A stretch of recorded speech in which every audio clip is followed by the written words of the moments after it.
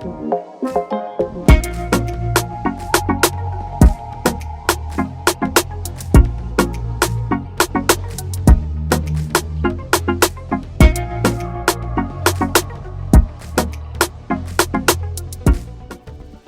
welcome back to Messy Tea with Tay. Make sure you like, share, and subscribe and hit that notification bell for more content. Today we are going to be discussing Monique's oldest son, Shalon, taken to TikTok to call his mother out for lying about the dynamics of their relationship on Club Shay. Here's the audio of what Monique had to say about her and her son's relationship on Club Shay. But it robbed you of a lot of things of a mother-son relationship. It did. And so you made sure not to make the mistake this time around. What's your relationship like? Is he resentful of that? We're still very much separated. Okay. And it's one of those things where you have to pray to the universe and say, let time do the healing. Mm-hmm. And that's it. Right. That's it. Let time do that healing. It may heal it in time and it may not. Right. And that's something that we as parents have to say, listen, Right. I've done what I could do. I've taken accountability for it. Now it's up to you. Right. That's like when somebody's saying, Shannon, I want to apologize to you. Now it is up to you. Whether or not to accept it. Whether or not to, but once I give it to you, I've done my part. And don't apologize like no punk. I'm just sorry for everything. That gets your ass out of it. No, break it down. Let's go bit by bit so that way we know you understand the offense that you've done. Right. Now, I'm not saying, because I've had to do that. Right. When I tell you I was so out of line and out of order when I first got with my husband, so out of order and out of line. And this has been my best friend since 10th grade. It appears Monique's son, Shalon, had a problem with what she had to say on Club Shay about their relationship. He said he did accept his mom's apology, but after the apology, no work on the relationship was done. He felt Monique only wanted him to make strides towards having a better relationship, instead of her playing a role in making the relationship better too. Here's exactly what Shalon had to say. Hi, I am Shalon. I am a stand-up comedian, Monique's oldest son. I guess I felt the need to make this video to just provide some context into this false narrative about her praying to the universe in order to reconcile our relationship or whatever the hell it is. I wrote it all down so that way I don't go all over the place and get emotional or anything like that. So I'm gonna talk like I'm reading a script, but it's just gonna help me kind of stay together. But to address the Club Shay interview that she did, where she states that she prays to the universe in regards to reconciling our relationship, as I stated, is odd. My mother and I both know that that is a very false narrative, and I would like to free her of having to continue telling that lie. Faith without work is dead, and neither one of us cares to put forth any effort to reconcile with the other. We are separate, as she put it, because she doesn't care to be my mother any more than I care to be her son. Neither one of us has had the desire to reach out to the other in a very long time, and I don't think that either of us anticipates that feeling ever returning. Speaking with my mother directly, in my experience, will either lead to some odd newfound moment of clarity in regards to how she was as my mother, or she retreats back to daddy to move forward with a conversation. And I'm tired of hearing my mother's truths. Newsflash, I'm not sure if people know, but standing in your truth doesn't make you noble. I'm not sure if people are aware of that. But responding this way, I feel as though it allows me to say my piece uninterrupted. To those wondering, well, why say something now? Call it a form of therapy for me, I suppose. But when her daddy had intentionally stated that they have 3 sons, but his wife is on the internet talking about the 4th son in a video that has millions of views, that rubbed me the wrong way. But anyway, to inform a child that you are not interested in being a mother at a time when that kid is the only kid that has the potential to lead a child to believe that you are not interested in them specifically. But to take it a step further, you also admit, my mother had also admitted to me that she didn't do the best job that she could do, which would also make one begin to question, all of your past decisions and prior emotional interactions. But to be completely honest and fair, those were things that I was willing to get over. Nobody's perfect, we're all human. But my mother showed a clear lack of humility, compassion, and consideration when taking any level of accountability for those things. My mother does a fantastic job of acknowledging a lot of things, but she doesn't take accountability very well, and anything that she may take true accountability for, it's only at her convenience, in my experience. But if I had to guess, though, her interest in being a mother probably started around the time that she married her daddy and had his children.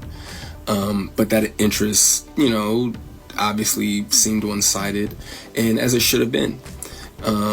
By that time, I'm in my late teens, so to some degree, the neglect becomes easier to hide or validate, I guess you could say. There are now 2 baby boys in the house, that require attention. But still during that time, however, I still watched her enjoy the love and admiration of total strangers more than my own. To this very day, my mother has never expressed to me when, if ever, she became interested in me as her son. That did lead me down a path of questioning my self-worth and struggling to understand the value of a mother in a child's life. In the interview, she also states that she gave me an apology. But an apology to a son from a mother that consciously showed no interest in him holds no weight. There are still women to this day that my mother will give credit to for being more of a mother to me than she ever could. Her assistant, my cousin, being one of them.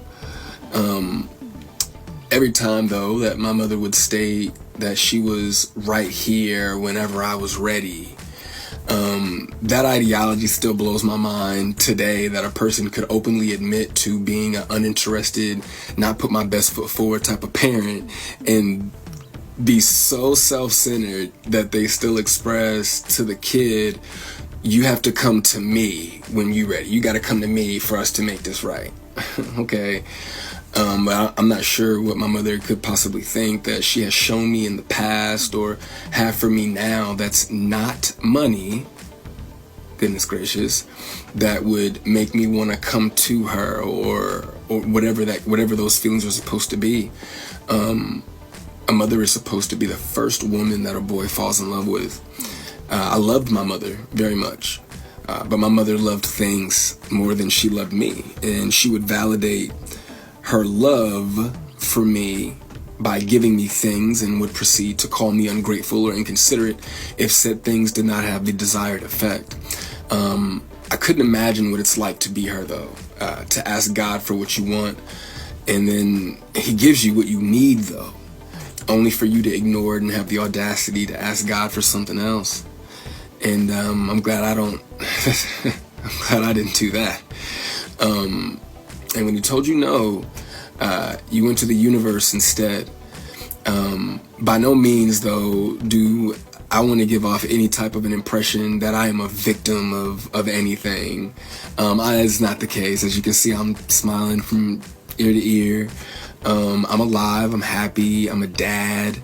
I'm healthy, I think. I drink a lot of water. I'm getting over a cold now. I still have my days just like everybody else. And, there were a few things that she did teach me along the way. I did learn how not to love from my mother. I also learned to make sure that I never lose so much of who I am that I have to validate it through another person. And though I feel as though, in hindsight, I think she did it reluctantly, I do appreciate my mother, for showing me what the top of the mountain looks like. You know what I'm saying? It did give me perspective on what hard work and dedication can get you, but I don't want something like that at the cost of giving up something that I created. I don't want it that bad. And speaking of creations, I genuinely, truly, I really did want my mother to have a relationship with my daughter. I even fought through those intrusive thoughts that were, if she wasn't interested in you, what makes you think she's going to be interested in your kid? But it took my mother no time at all to prove that those intrusive thoughts were correct. But what I can say, good for her, the universe did, bless her with 3 other sons. And God willing, I'm sure that all 3 of them are adults now. So I'm sure that one of them, God willing, if not all 3 of them, will make her the grandmother that she wants to be. I still look forward, to that moment for her. But overall, when it comes to the boys, though, I am happy that whenever they do hear me talk, sorry, my phone did something weird, but whenever they hear me talk, they don't know what it is. They can't relate to what it is that I'm saying. My experience with my mother is not their experience, with our mother. So my prayer for her and them is that they continue to see her the way that they see her now. I do also want to make sure that I say thank you to my mother for giving me life. Without that moment in time, I wouldn't have had my little one. But outside of that moment, there isn't anything that either of us has to offer the other.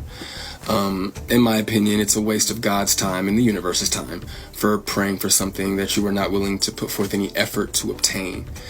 Putting the work into becoming Monique is more important to my mother than being my mother.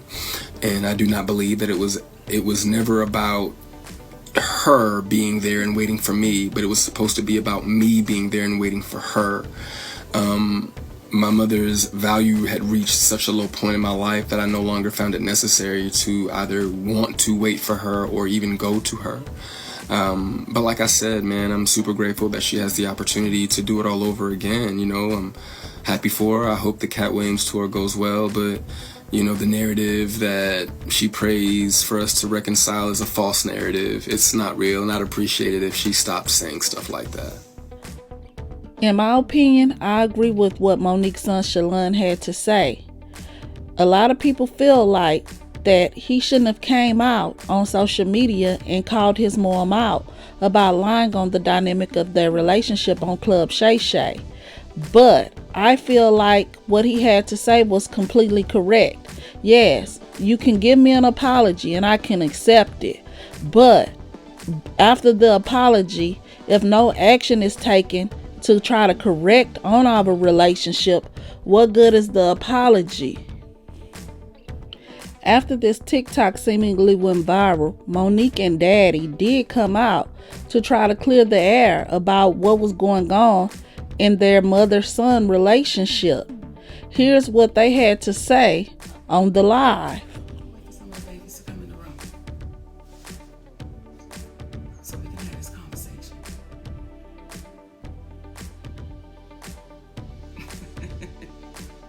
You would do that right now? Hey, babies. Hey. We just wait for y'all to come on in the room so we can have this conversation with our community. Wait a second. Oh, we could. Let's rock and roll, baby. Let's rock and roll. Mm-hmm. The title of our conversation, or the theme of it, is called The Long Way Around, because ain't no shortcuts. Pickles, stop playing with that paper, please. The reason we're having it is a multitude of reasons, but we're going to start off with, there was Instagram that was put up, or I guess It was TikTok, baby. TikTok that was put up by My son. My oldest son, Shalon. And this is what I want to say to this. There's some people that are saying, oh, you should be ashamed of your mothering skills. You should be ashamed of yourself. This is what I'll say. Let's let it play out. Because the same ones that said to me I was crazy, I was deranged, we watched it play out. So just like with my son, We'll watch this play out. And I do want to address this though, Shalon. When you say her daddy, then that's when mommy gonna say stop playing, because you know this has been Uncle Sid your whole life. Uncle Sid knew you before you knew you. So for you to say her 3 sons, yes, you're absolutely right. He has 3 sons. He can't claim you as his son because he's always been Uncle Sid, and he knows your daddy very well. And love that brother. And the irony of all of this is not what is said, but what's left off. Yes. See, you're leaving off the fact that the last time we laid eyes on you, your mother got you everything you needed for the newborn baby about 3 years ago. You're forgetting about how Yes, guys, I just wanted to stop right quick and give my opinion on this little clip. In this clip, Monique is saying that she don't feel like her son Shalon should be calling Sydney daddy because he has always been uncle to him, because Monique and Sydney was best friends prior to them getting married. And he was always known to Shalon as his uncle. But I do feel like as the dynamics of their relationship changed, it went from, hey, this is my friend, to this is now my husband, that Shalon should have been able to call Sydney whatever he was comfortable with calling him. Not, oh, he's not your actual dad, so he can't refer to you as step pops or nothing like that. And also, Sydney to me immediately made this about what Monique does for Shalon financially. He already said he didn't have an issue with what his mom had did for him financially. He had an issue with her being absent in his life. Also in that previous clip, if you notice, Monique and her husband are saying they haven't seen Shalon in 3 years. That's a long time for a mother to go without seeing her son. But guys, let's go ahead and jump back into what Monique and Sydney had to say about the relationship dynamic with Shalon. from Georgia am talking you through getting your car after we gave you the half the down payment for it, and you were 31 years of age, 32 years of age at that point, and I'm negotiating the deal with the dealer for you as you sit there. And you have the vehicle you're driving right now because of your mother.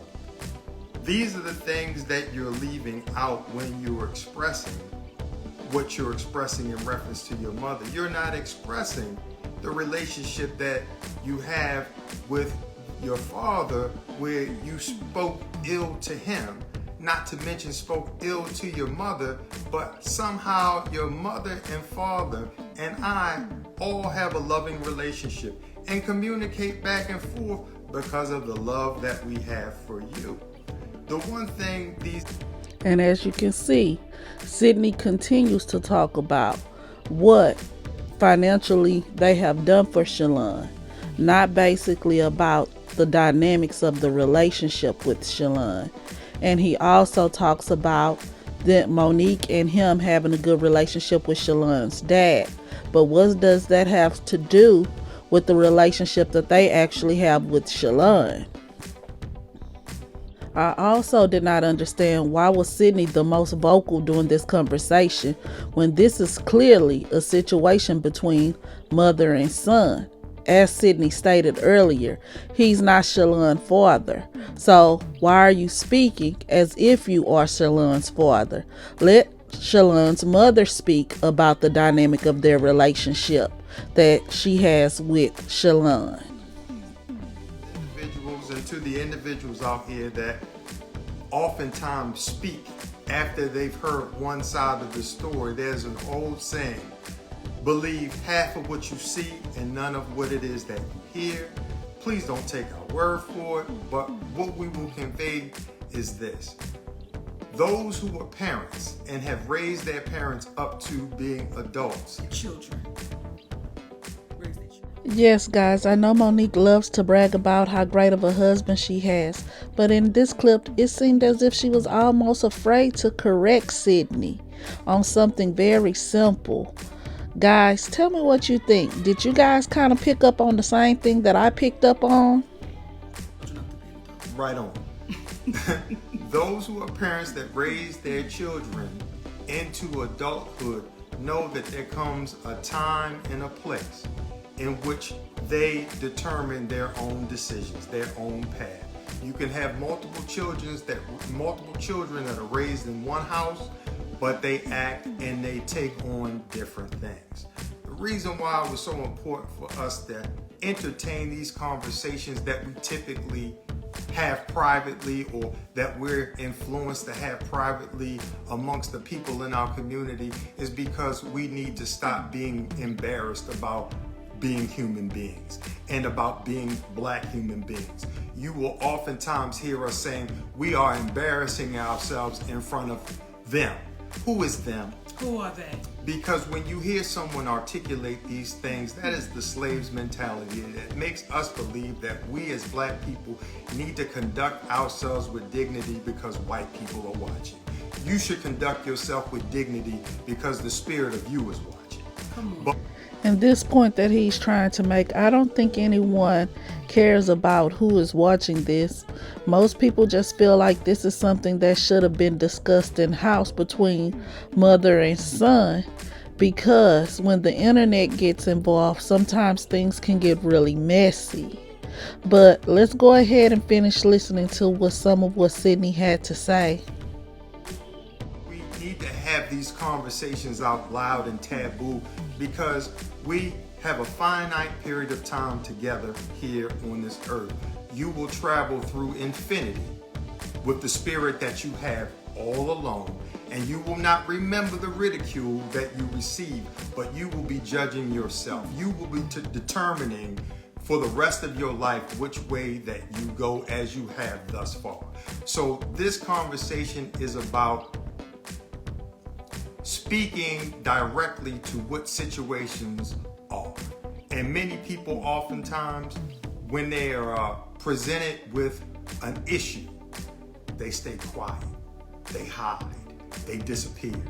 And what we're saying is that's not who we are, because what you cannot do is you cannot trick an honest person. Come on. You can demean, you can say whatever you want to say about them negatively, but what will happen is truth has a way of standing the test of time.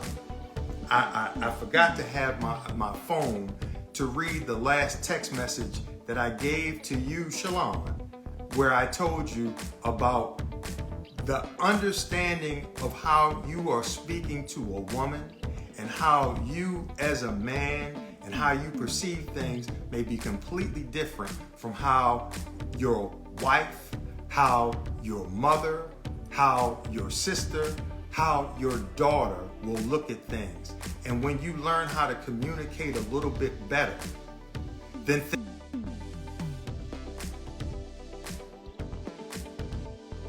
will happen a little bit better.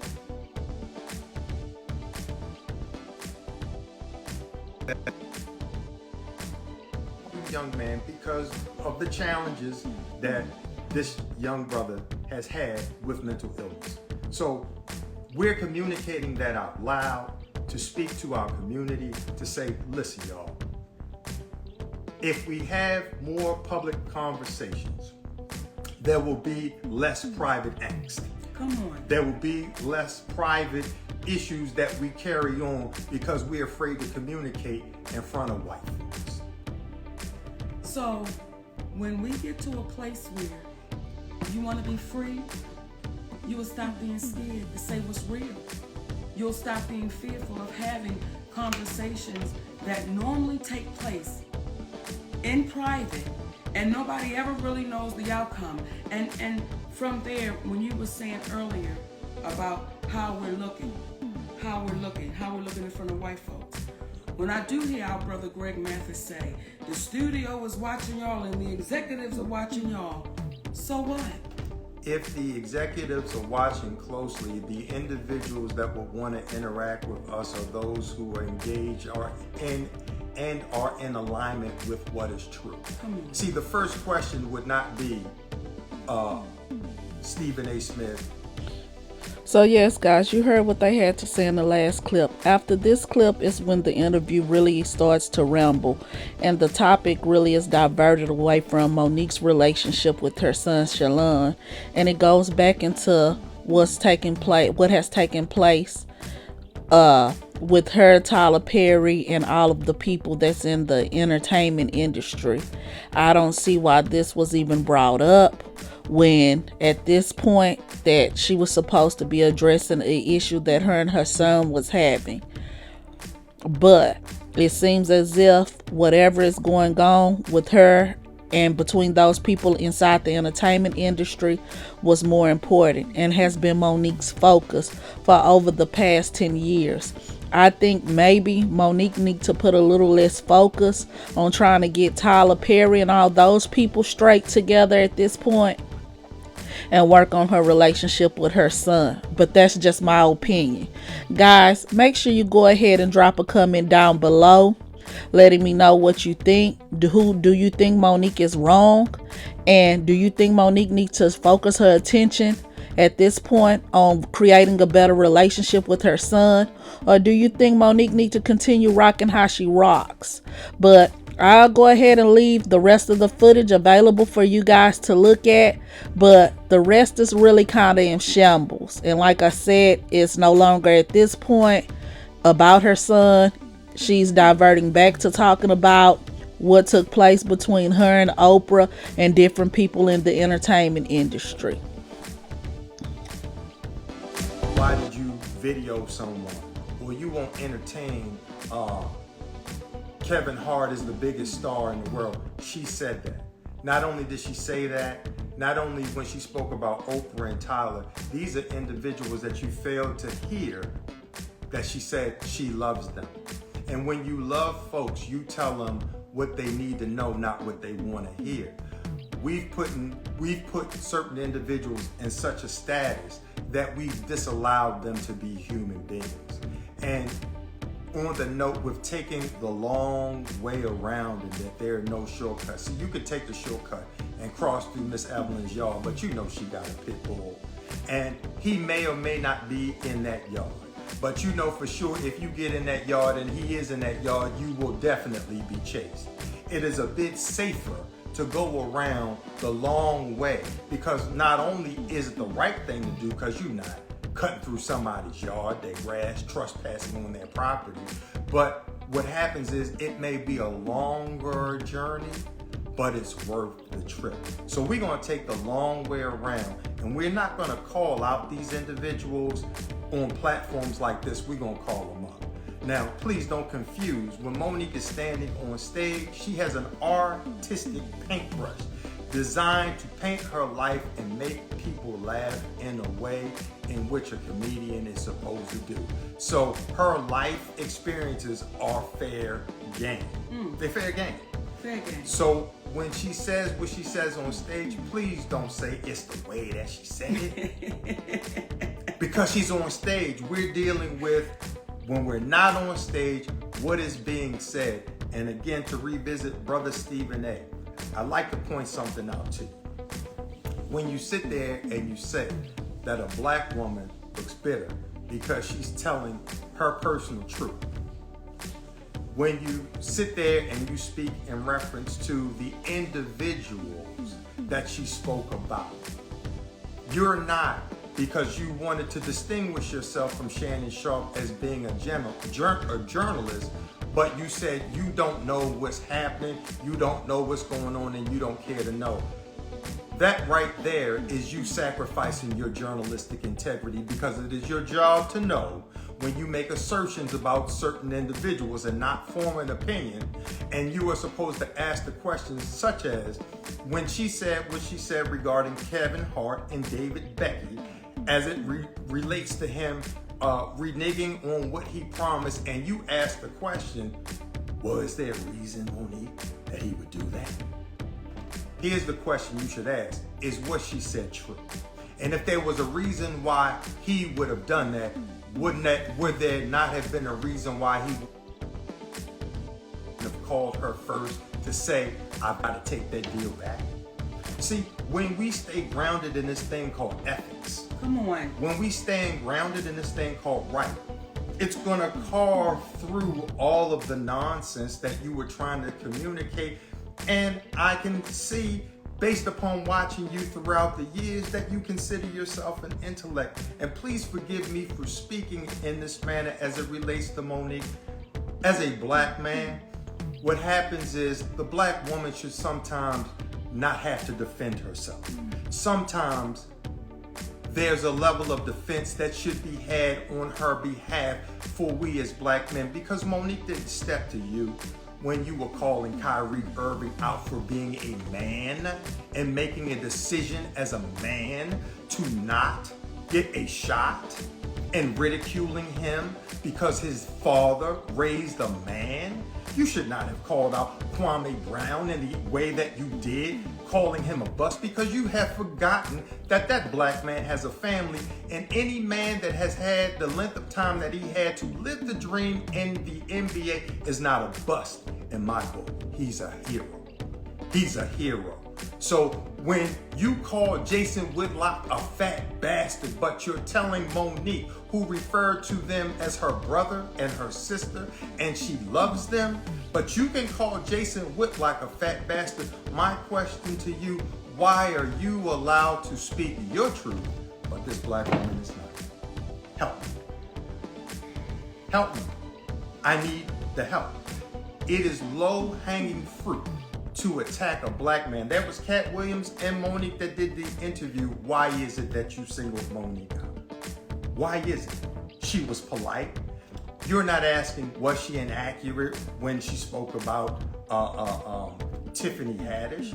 Though there's nothing but love. There's nothing but love. The irony is that our sister Tiffany Haddish went to GQ magazine to say, I'm glad I don't have that husband of hers, for standing for Monique and standing with Monique when we were talking about pay inequality, only for her to turn around and speak about the pay inequality. See, we will succumb to what it is that we support when what we support is wrong. You know, if I may say this to you, Stephen A. Smith, what you said when you said I'm bitter and my light don't shine no more, what you said to black women without saying it was, be quiet. Be seen and not heard. And if you have a black woman in your life, and I believe I saw you in a picture with your beautiful queen, are you encouraging her through your message by what you said to Monique, that you were in support of her voicing her concerns when being mistreated? Or are you encouraging her and other black women? I don't know if you have children, but if you have a daughter, because I've heard you speak with a great deal of reverence for your mother and for your sister. You should talk to them and ask them, have they been encouraged in this life to speak their truth, or discouraged about speaking their truth? And I'm gonna see it on stage. Yeah, again, gotta see you on stage, but this is the off the stage conversation to let y'all know that the people that we discuss, again, we want to reiterate Oprah, Tyler, and I'll stand there for a moment. As we come before you feeling free to discuss anything that is said about us, whereby it's made to appear like we've done something wrong, if we are giving people the impression that we are perfect, I want to make it clear right now, we are not. So as imperfect people, we have no inhibitions about giving an apology when you owe it to somebody.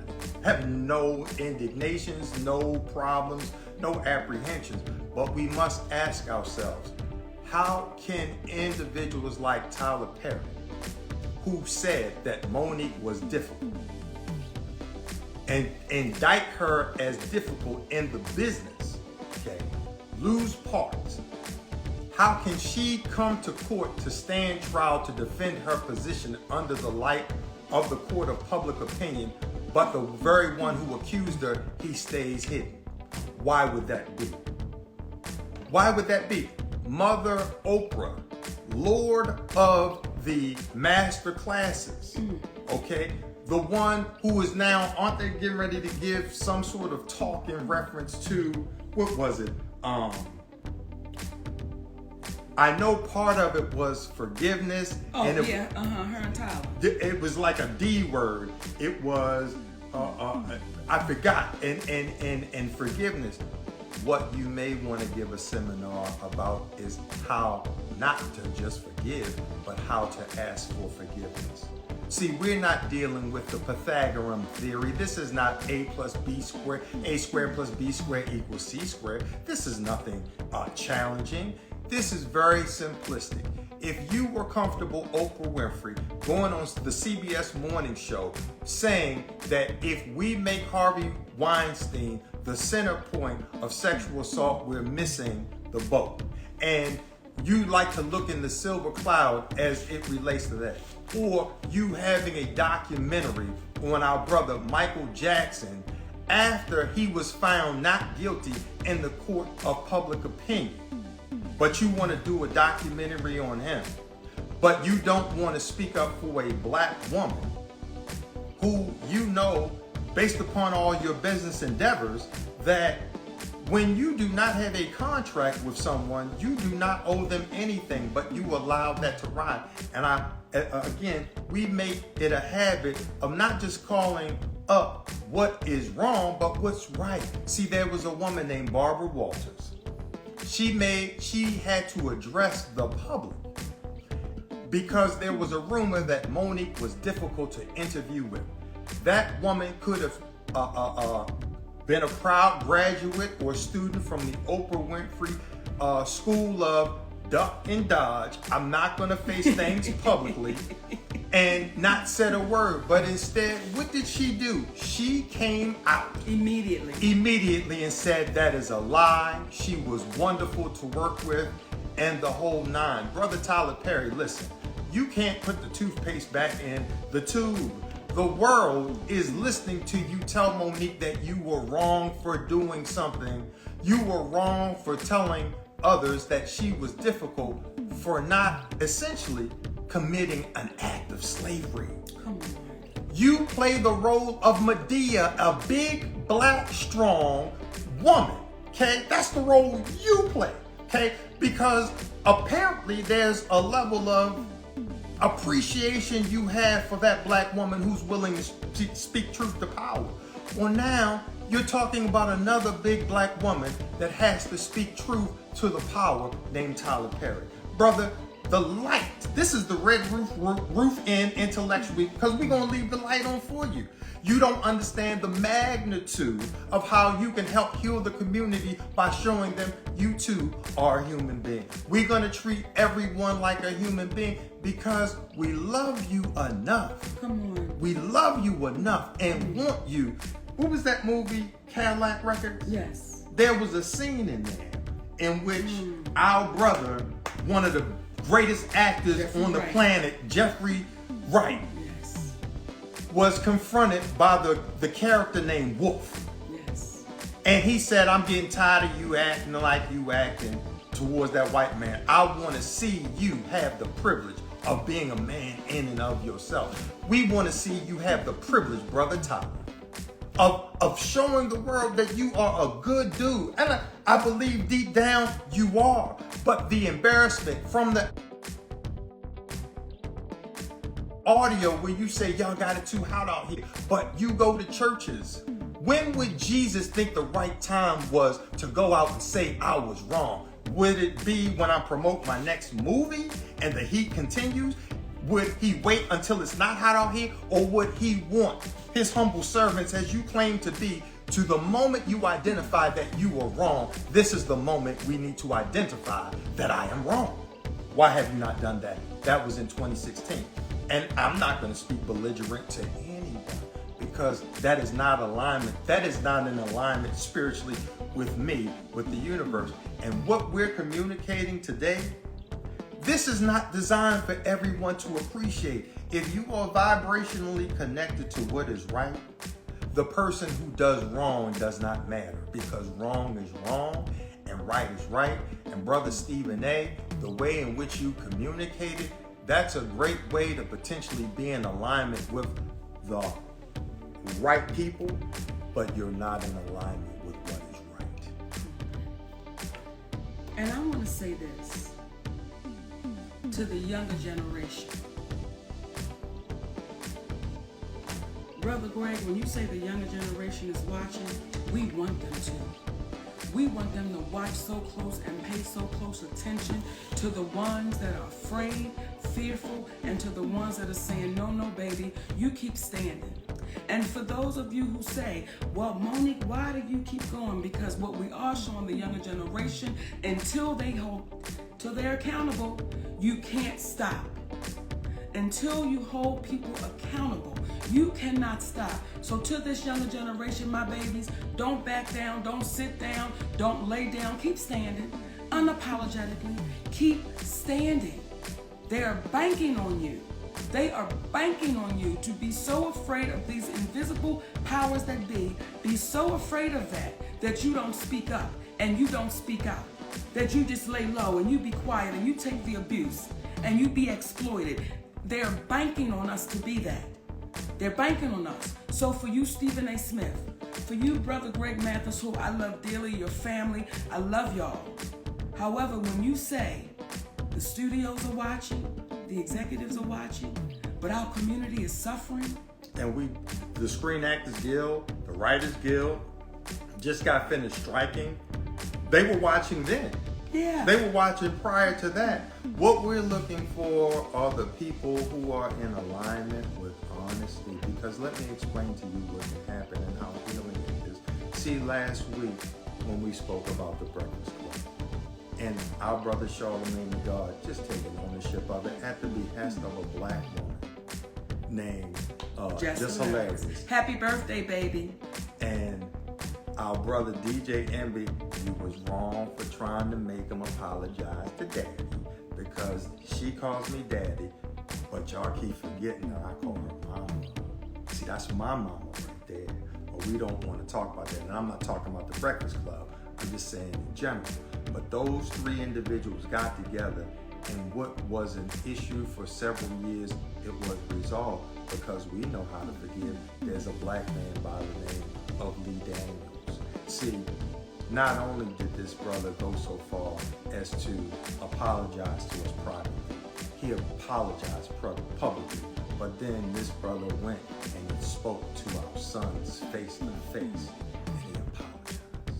That's what men do. That's how you heal. There is no shame in being wrong. The shame is knowing that you're wrong and not admitting to that wrong that you were a part of. So when you see these individuals with the mansions, with the cars, and all of these things, in the words of our great ancestor, Bob Marley, some people are so poor, all they have is money. Come on. Don't be that. Come on. Don't be that. I'm sorry to be chocolate. When I hear my son, when I hear you, Shalon, talk about money and stuff, it's like, baby, as I told you when you were younger, I told you as a man, don't let nobody introduce you to me. You know who your mama is. And when folks speak in reference to calling your seed, sometimes, especially when your seed decided to call things off with you because you didn't move for a 34-year-old, 32-year-old man in the time that he wanted to do, because you as a mother, you as an entertainer, you as an actress, you as a grandmother, you as a wife, allotted the time to see him, but he pushed you away. But then when it's time for him and it doesn't work for you, now it's a problem. Listen, it comes a point in time where when you become a man, when you become a woman, it is your obligation to do for you. To do for you. At 31, brother, 32, I'm sitting there on a conversation at the behest of your mother. Why? For you. Because I love my nephew. And we still love you, Shalon. That's why your mother and your father interact with one another to let them be aware of what's happening with you. So if you think you're not loved, that's because you're not paying attention. And there are other dynamics that fall into play in which we completely understand. And for you too, we're going to keep the light on for you. But I find it extremely ironic that the last time you saw me, you wanted to be able to call me dad. And I couldn't allow you to call me dad because there's only one dad in your life. And he's a friend of ours. Come on. He's a friend of ours. So, again, we as people of color, let us stop being embarrassed about having conversations out loud because you never know who you could be helping. Please do not allow people to embarrass you out of life. I don't care if you're in the LGBTQ community. I don't care if you want to change your profession. I don't care. Whatever it is that you want to do, we have a finite amount of time to live on this plane. Please do not live on this plane based upon the ridicule you may or may not receive from someone else. Be your authentic self because you're going to travel eternally by yourself. You can be in a room full of people, but you are always by yourself because your thoughts are right here. The spirit of who you are is right here. Be true to your spirit. Now, what we get ready to share right now is Go ahead. I think I know what you're no, right. Daddy, you go ahead. To the degree where we're not going to stop being who we are and we receive the death that we were supposed to apologize. We need to apologize. Apologize to who? We didn't quite find out. We didn't quite find out who they wanted us to do to that full. But listen, we're going to be authentic to ourselves. So we take the death threat seriously, but it's so serious that we have to further enjoy this time that we have here. We're in disputes with Oprah, Tyler, CBS. Why? Because we can't understand why a company such as CBS, how we can say you incrementally over 5 years made a one-time payment of $65 million. You made over $800 million by 2009, 5 years after the Parkers went off in 2004. We're in 2024, and you're saying that 2.5% of what Monique and Countess are owed, you don't want to give it to us because you didn't make the money? How can you ever go into the red on a one-time investment where you've already superseded that investment by 1,000%? You can't. So the things that people are out there and they're astounded that we are saying, this is because Brother Judge Mathis, this is because the younger folks may be looking. And we want them to be true to themselves. True and tell the truth, because as our brother Steve Harvey said, there are repercussions that come from the truth. But we rather deal with the repercussions that come from the truth versus the repercussions that come with a lie. Come on now. So we wanted to come on and share that with y'all today. And I'm not laughing at that, but it makes me chuckle to say that someone, whoever it is, and y'all have been hearing what we've been saying, but someone or somebody's will send a death threat all because this little fat black girl and her husband telling the truth. Not because we stole nothing. Not because we hurt somebody. We didn't rob nobody. Just because they're telling the truth. So what we're saying to you young babies right now, keep telling the truth. Let nothing stop you from telling the truth. I don't want to say, we say your truth, the truth. Tell the truth. So we're not getting this confused with, well, my truth was, no, tell the truth. Because the truth may not be favorable for you, but it's the truth. Don't ever be afraid of telling the truth. And I believe our ancestors are saying, babies, y'all please keep standing, because we took the ass whoopings for y'all. We took these ass whoopings. We already been here. And if we keep talking in private, Greg, we'll keep getting exploited. Because didn't y'all talk in private? Didn't the ones before you talk in private? And what changed? What got better? What got different? Because the private conversations never seem to make it to the light of day.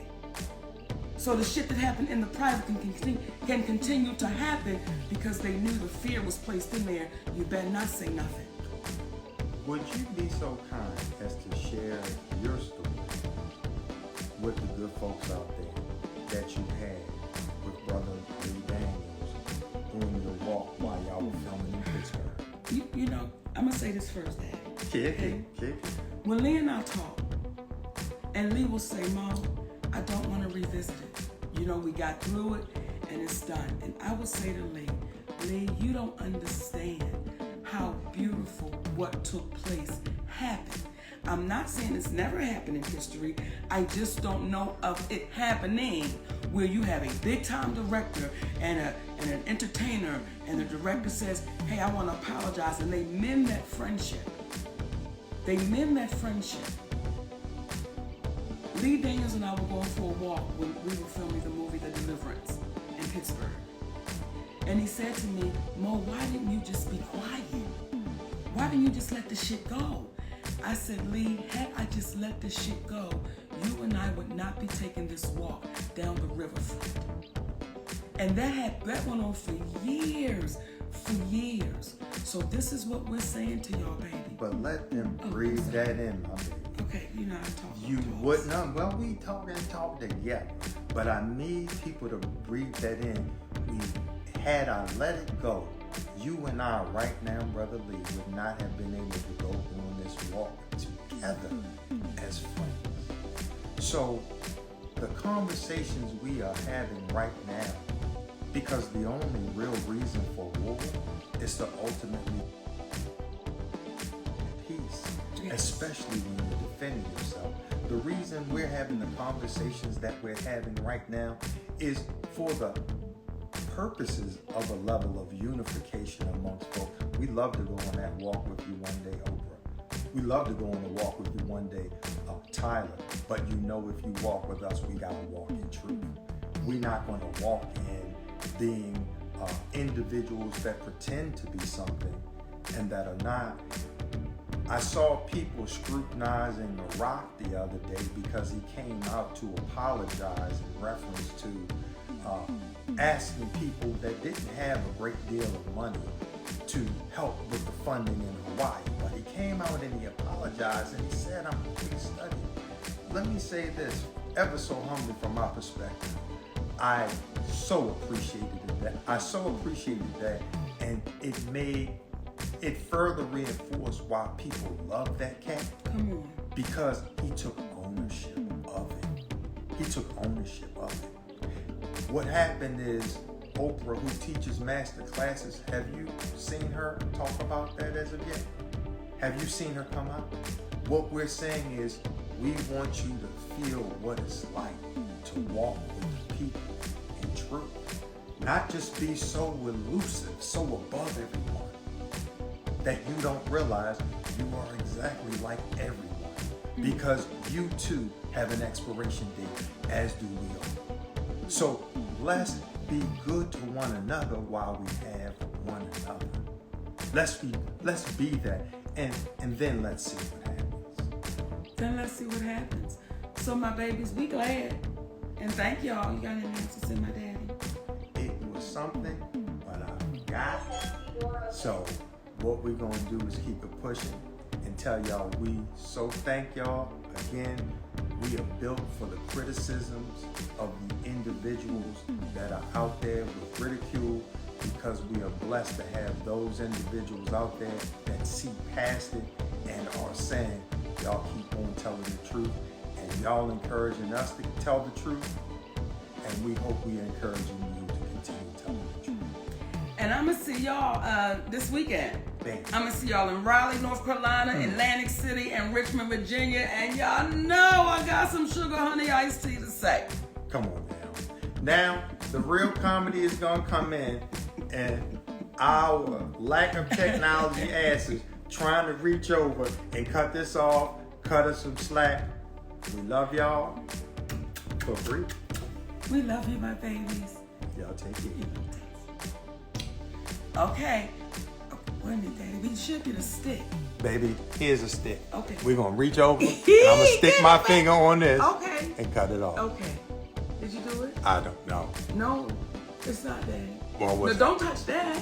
No, get back to the screen. All right. Right, now touch the X. Right here. Yes, sir. That's what I touched. No, baby. Okay, there you go. All right. Now, okay, wait a minute. In now. Thanks for tuning in to Messy Tea with Tay. Make sure you like, share, and subscribe, and hit that notification bell for more content. Guys, please make sure if you enjoyed this content to hit the like button and go ahead and drop a comment down below. Thank you guys so much. Bye.